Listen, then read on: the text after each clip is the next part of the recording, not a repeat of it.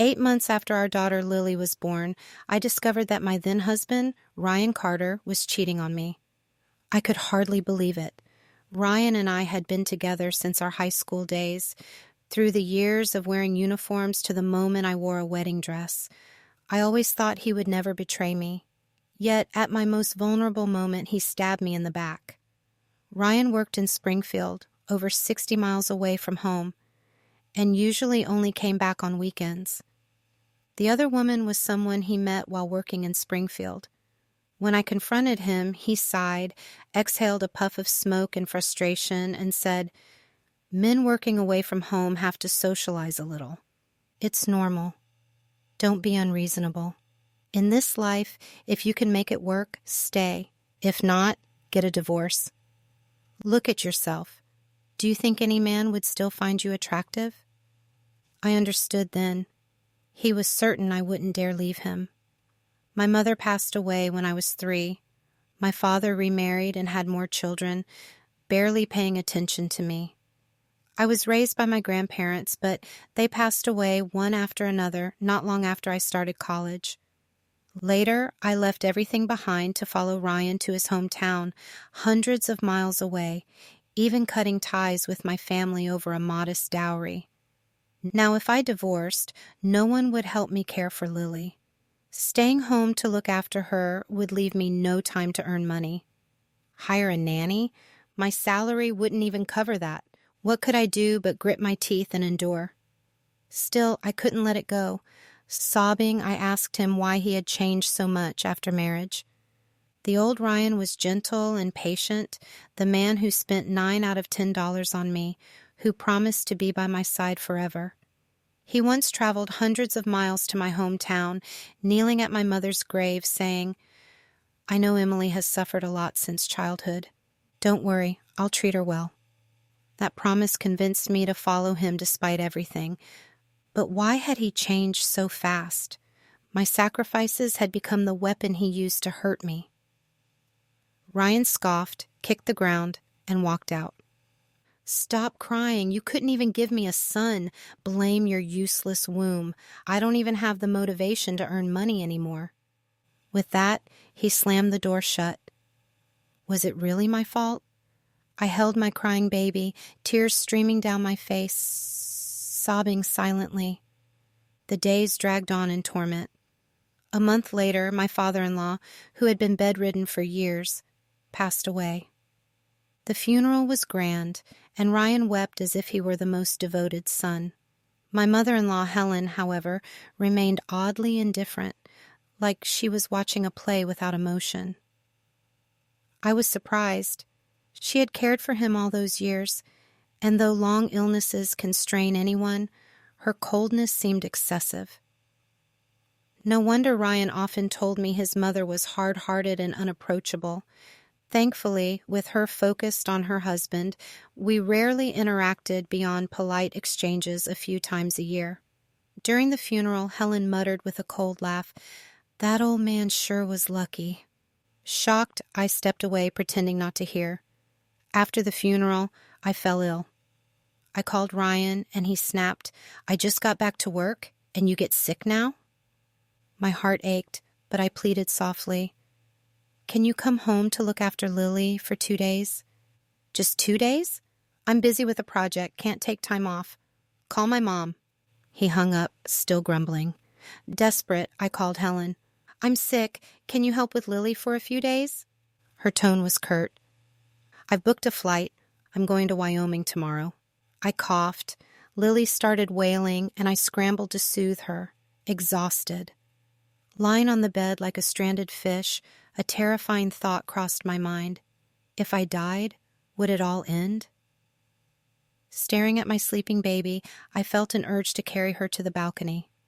A loud knock snapped me out of it. I struggled to the door. It was Helen, bags in hand, looking annoyed. Why'd it take so long to open? I leaned weakly on the frame. "Sorry, I'm out of strength," she snorted. "That old man's gone and still causing trouble. What bad luck." She helped me to the couch, checked on Lily, and asked, "When did she last eat? Have you eaten?" I shook my head. "I'm not hungry." She gave me a look of disgust. I'll watch her a few days till you're better, then I'm gone. I nodded. I nodded. I nodded. Thank you. She clattered in the kitchen, soon bringing out a steaming bowl of tomato and egg noodles. Eat. Don't make a fuss. You're sick, but you still need food. I picked up the chopsticks, took a bite, and suddenly didn't want to die anymore. No matter how hard life was, I had to keep going.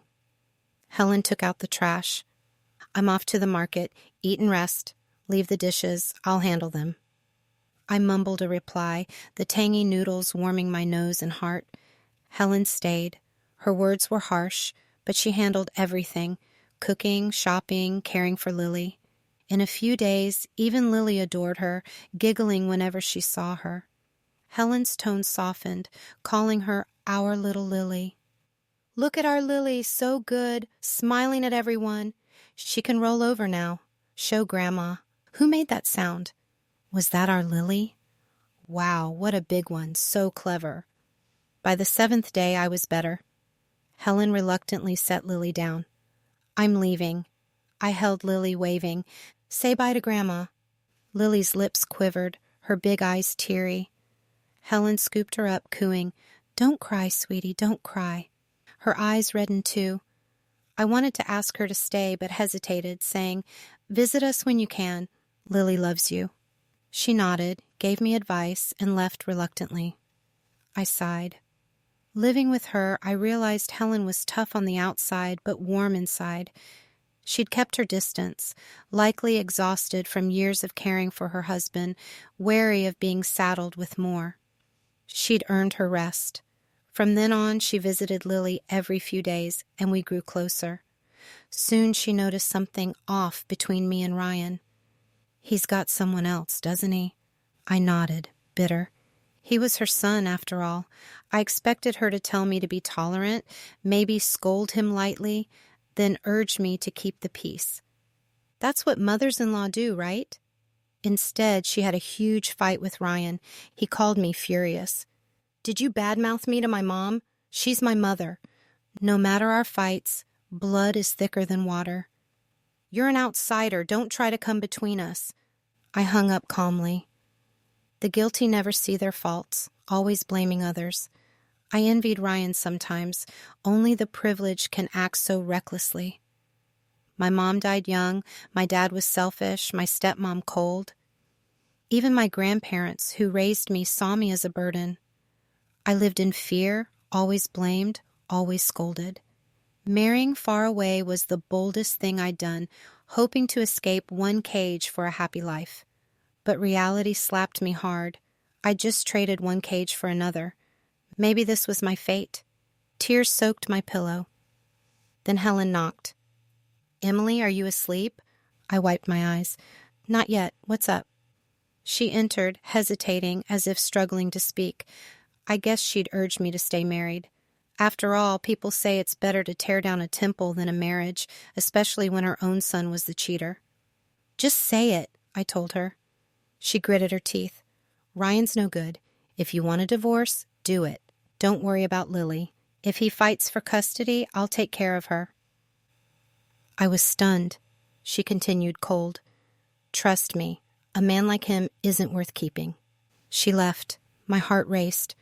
What mother-in-law encourages divorce? I even wondered if this was a ploy to trick me into leaving so Ryan could bring in the other woman. No, I couldn't divorce yet. I'd endure until Lily was in preschool. Restless, I went to Helen, only to find her wiping tears in her room. What's wrong? Nothing. Old memories, she sighed. I knew she rarely spoke of her past, but as I turned to leave, she called me back. My biggest regret is not divorcing his father sooner. From her story, I pieced together her painful past. She and Ryan's father, John, met through a matchmaker and married within 6 months. A year later, Ryan was born. 6 months after that, she found John cheating. She was devastated. Back then, divorce was rare. Everyone told her, a married woman stays. If he turns back, he's still gold. You have a child, you can't leave. That leniency let John grow worse. partying, spending freely, changing lovers like clothes, but stingy at home, treating it like a pit stop. She wanted a divorce, tired of that life, but everyone condemned her. Endure for the kid. How can he grow up without a father? Even John refused, saying it was shameful. Ironic, since his affairs weren't. He stormed off, vanishing for years, stalling the divorce. She told herself it was no different from being single. But when Ryan was 12, she tried again, determined. She'd met someone, Mr. Wilson, from her factory. Her eyes lit up. He was different, listened to me, praised my cooking, carried rice, fixed things. He made me feel like a woman worth loving. Mr. Wilson's wife had been ill for years, and he cared for her devotedly, but she passed. They were two broken souls leaning on each other. Ryan opposed it fiercely. Are you that desperate for a man? I only have one father. No one replaces him. Despite John's absence, Ryan defended him. She stood firm, but Ryan quit school and left home. Mr. Wilson comforted her. He's young, rebellious. He'll understand later. They agreed to wait until Ryan finished high school. She knew it was unlikely, but Mr. Wilson waited 5 years, staying honorable. After Ryan's exams, she tried divorcing again, thinking freedom was near. Fate mocked her. John had a stroke, and his mistress dumped him at their gate. People said, "A wife doesn't abandon a disabled husband. He'll change." The law didn't support her either. Hope died. John lived well, contributed nothing, yet was called a model father. She nursed him, even as Ryan blamed her. "He's my dad. You can't watch him die. You had Mr. Wilson, didn't you?" "He's back. We're a family. What more do you want?"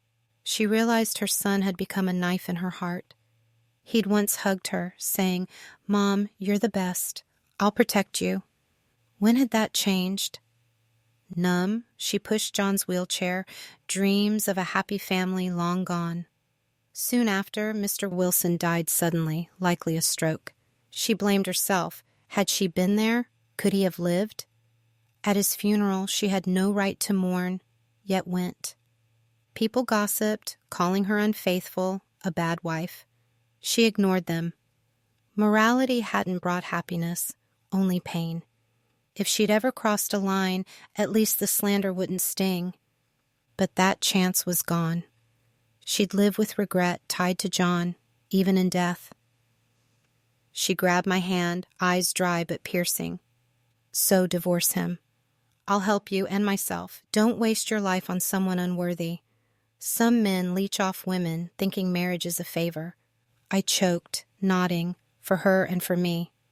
Divorce wasn't easy. Ryan thought I was bluffing. "Every man's like this. Others don't divorce. Why can't you handle it? Must you shame us publicly?" When he saw I was serious, he raged. "Why now? You've got someone else, huh? I'll ruin you both." Finding no one, he switched tactics. "How can you be so selfish, not thinking of Lily? You want her fatherless? How will she marry later?" I ignored his nonsense, firm. "We can't live together. I want a divorce." Helen sided with me. Ryan couldn't believe it, feeling betrayed. "You're my mother. Why take her side? What do you gain?" Helen stared at him, distant. "Ryan, be human. You're no different from your father. Haven't you both hurt me enough? Now you'll hurt Emily too?" She stood by me, no longer just mother-in-law and daughter-in-law, but two women crushed by the Carters fighting together. "Mom, all these years, you've resented me." Ryan sobbed, begging. "Emily, I'm sorry. Forgive me once. Don't divorce. I'll change, I swear. We'll be happy, the three of us." "Please?" I wavered. Who doesn't want a lifelong marriage? I dreamed of a simple, happy home. Should I give him a chance? But memories flooded back, waking me. I wiped my tears.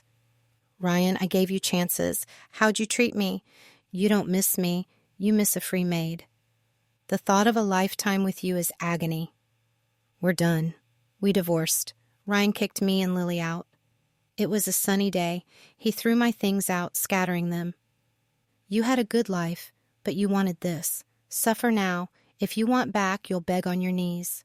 I held a crying Lily. Ryan, how can you be so cruel? Neighbors watched. He smirked. This is my house, not yours. Divorced and still clinging? You're the one leaving Lily homeless. He tossed the last item and slammed the door. Lily pointed, sobbing, Mommy, Mommy. I turned, soothing her, my belongings strewn like trash. An elderly lady helped. Poor thing, she sighed. I held back tears, knowing Ryan did this to break me, thinking I'd beg to return. He was wrong. No matter the hardship, I, Emily Harper, wouldn't go back to that cage. I wasn't alone. That afternoon, Helen picked us up. Don't be afraid. This is your home now. Her place was a small, old 600-square-foot apartment from her factory days, tidy and prepared. The table was cleared, a soft mat laid for Lily to crawl, edges padded, a first aid guide posted, low items stored away. Helen smiled. Lily's walking now. This is perfect for play. Kids grab everything, so best to clear it. She bent down. Do you like it, Lily? Yes, Lily babbled. They laughed, playing on the mat. I nearly cried, feeling a mother's love for the first time. If only Helen were my real mom. I ran to the bathroom, tears flowing. I calmed myself and returned. Helen thought I was sad about the divorce. It's over. Look forward. The next day, I job hunted. With little education and skills, I faced rejections, settling for a part-time cashier gig at a nearby store. At least it was income while I searched. Ryan mocked me. This is the life you want? Looks pathetic. I scanned items. $56.40, card or cash? He sneered. How much do you earn? Less than I gave you, huh? I'm remarrying soon. No turning back. Card or cash? I repeated. He grinned. Don't act tough. You're regretting this. A man behind him snapped, Buy or move. Ryan saw the guy's bald head and tattoos, paid quickly, and left. After work, I dragged home, feet aching, earning $80 after a long day. Streetlights glowed, and I felt lost, doubting myself. Could I only earn this? How would I support Lily? Being a single mom was hard. 2 months later, I got a full-time job, but it was far. Helen encouraged me. Go work. I'll watch Lily. After a month, I considered quitting, long hours, constant overtime, a controlling boss, gossiping coworkers, all for $400 a month. I didn't want this life. At dinner, I hesitated, recalling my first job after college. I'd complained to my dad, and he yelled, Why tell me? Can't handle a little hardship? No job, no money from me. Your cousin's sending cash home already. Useless. Marry and be done. In my old family, I was trash, a burden. I expected Helen to scold me too. Instead, she said, If it's too hard, quit. Take care of yourself. We won't go hungry. She'd handled everything, Lily, chores, so I could work. I thought she'd complain, but she cared. The food stuck in my throat. I managed, Mom, after I quit, I want to visit my hometown for a month. Can you watch Lily? She looked up, chopsticks trembling. I explained, A friend runs successful barbecue skewer shops. I want to learn, then open a stall here. Trust me, just a month. Her face darkened. She set her chopsticks down, walked to her room, and slammed the door. Lily, sensing tension, called, Mommy! I'm here. It's okay, I soothed, heart sinking. I'd expected too much. Helen had done so much, and now this selfish request. She wasn't my real mom. If I didn't return, what then? Her refusal made sense. I looked at Lily's innocent eyes, choking. Sorry, Lily. Mommy's useless, making you suffer. That night, Helen emerged. Just 1 month, right? I promise I'll be back. She sighed. Fine, go. All your life doing odd jobs? I teared up, hugging her. Thank you. She pushed me away, flustered. Not for you, for Lily. Lily copied, hugging her leg, beaming. Helen laughed. Our Lily's too good. Laughter filled the room. A month flew by. My friend teased, "If you'd studied like this in school, you'd be at Harvard." I sighed. I didn't know life was this hard. Thanks for this chance. She waved me off.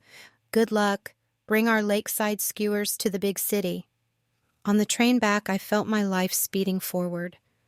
I started with a small night market stall, low cost, a few thousand to set up. I made the sauces, rich, not greasy, lingering flavor, using fresh, quality ingredients. Word spread.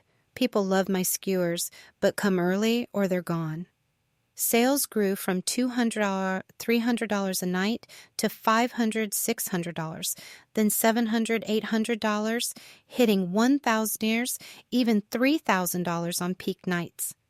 I giggled, counting cash, cuddling Lily. I dreamed of a shop. Helen supported me, pulling her retirement savings. Take it, invest. I didn't refuse. You're a partner. She beamed. Me? A boss at my age? I gave my friend 10% too. She helped at the opening, sharing tips. I became Boss Emily, no longer a struggling single mom. 2 years later, I bought a big city house. The three of us, me, Helen, and Lily, lived happily. Lily started preschool. Helen had more time but wouldn't rest, helping at the shop. Staff called her Big Boss. I blinked. What's that? Someone laughed. She raised the boss, so she's a boss too. I clapped. Perfect. Keep it. Helen looked up, eyes teary. By the third shop, Ryan tried again. Emily, remarry me. You've been waiting, right? I smirked. No thanks. No need to beg. Just say yes. We'll register. Shameless. I shot back. You're already remarried with a son. You'd leave them? Why not? If you don't like it, his mom can keep him. We'll have another. I stared. Get lost. He pressed. Don't be mad. Lily's a girl. This big business can't go to outsiders. I'm thinking of you.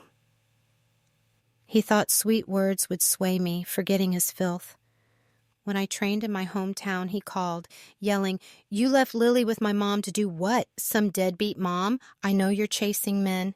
If you don't come back, I'll shame you in your town.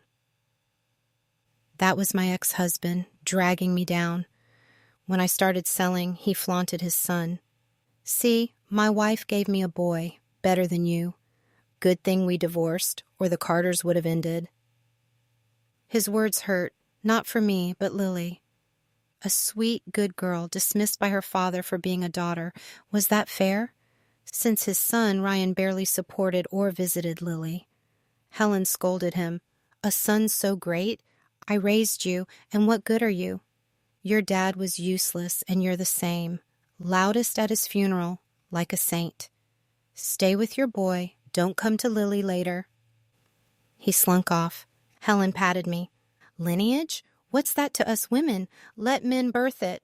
Our Lily's 1,000,000 times better than that grandson. I wondered if Helen was Ryan's mom or mine, but it didn't matter. We'd built a special family, no men, yet the sky didn't fall. We lived happily, warmly. I hoped it'd last, but fate had a twist. When Lily was 10, Helen fell gravely ill. The doctor sighed. I dropped everything, rushing her to the best hospital in the state. A lady nearby admired us. Your daughter's so devoted. Helen smiled. Yes, my daughter, very good. 2 days later, she pulled me close. Get a lawyer. I'm leaving everything, savings, house, to Lily. I was shocked. She explained, I birthed Ryan, raised him, endured his father for him, paid for his house deposit. I've done my duty. He's owed nothing. This time, he visited once. Only with you and Lily have I lived peacefully, happily. I see you as my daughter. It's for Lily. Lily threw herself on the bed, sobbing. Grandma, I don't want money, just you. Don't leave me. Helen stroked her head. Lily, listen to your mom. No junk food. Be good. I'll watch from the sky. No, don't go, Lily wailed. Helen teared up. I don't want to leave. I haven't seen you grow into a young lady. She calmed, then added, One more thing, Emily. Handle my funeral.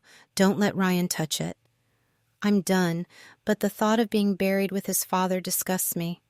Alive, I couldn't divorce. Dead, I won't be with him. Let the world know. It's tough, but promise me. I nodded, crying. I promise. She'd pulled me from my cage. Now I'd protect her. She added it to her will, then lay back, calm, ready.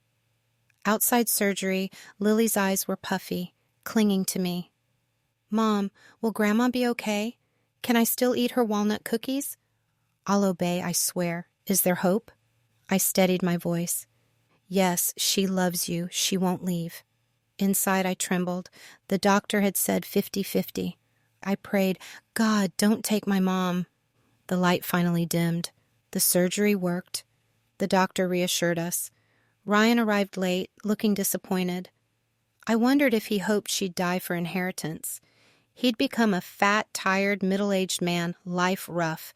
He'd even asked to borrow money. Helen, with her pension and shop shares, had saved well. I felt only contempt. She was right. Some men just drain women, worthless. The Carters were the same. We'd escape their cages, and the days ahead would shine like that divorce day.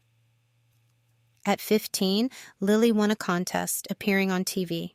Helen woke early, bragging to friends. See, my granddaughter Lily, she's got a future. At 18, Lily got into a top university in Boston. She handed Helen the acceptance letter. Helen cried, I can die happy. Knew our Lily was smart. We took her to Boston, crying like kids at goodbye. At 22, Lily studied abroad. Helen beamed. My granddaughter, a professor. Ryan grumbled. Why so much school for a girl? Hard to marry, Helen snapped. Get out. Lily can study forever. Emily and I can raise her. No husband needed.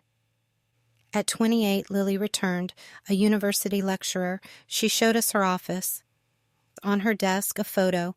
3 women, 3 ages. Helen's hair gray, Lily youthful, me smiling, wrinkles at my eyes. Odd, yet perfectly ours.